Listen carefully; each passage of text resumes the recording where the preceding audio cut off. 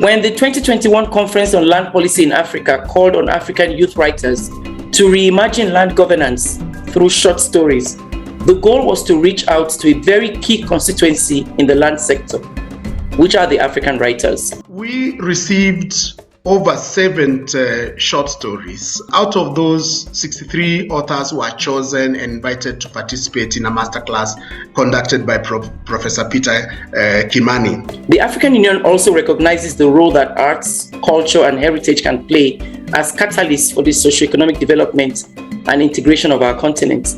This is a major milestone for the writers who participated in this project.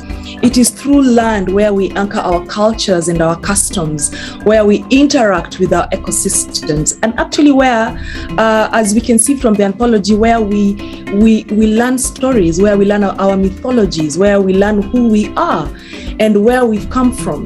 Through arts and culture, the marginalized can now access spaces that have not been open to them, including participating in decision-making about access to land and its resources. Land is at the center of stories on the African continent. For a long time in history, in literature, we have not been seen and we have not been heard. And for me, it's very exciting also as a budding writer to see ourselves and to begin to paint ourselves and to paint our futures in ways that are very deliberate, and we do that through the land. What inspired this story was unfortunately apartheid, and how even after it ended in democratic South Africa, we still have white people who are 4% of the country still owning about 80% of land.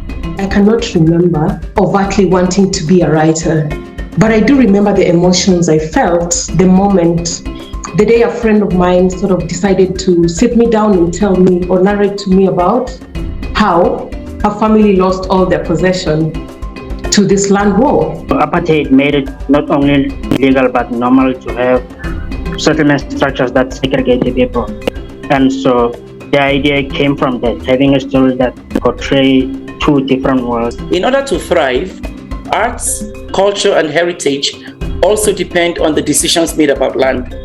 We have found one of the solutions to our problems is actually including artists in formulating solutions. At the African Union Commission, we believe that arts can be galvanized to influence land policy and to get the voices of the next generation of Africans heard. And this will allow us to move together towards the Africa we want.